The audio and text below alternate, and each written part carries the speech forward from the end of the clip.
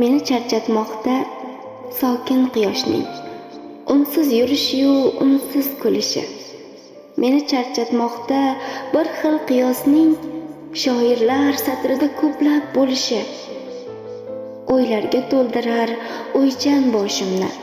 Loqayd tanballikning katta xavfligi meni charchatmoqda suhbatdoshimning qator jumboqlarga betarafligi. Charchamog'im tayin iqtidorsizlar, qo'lida o'yinchoq lavozimlardan. Aslida astarida zahri bor so'zlar, avradagi soxta tavozilardan.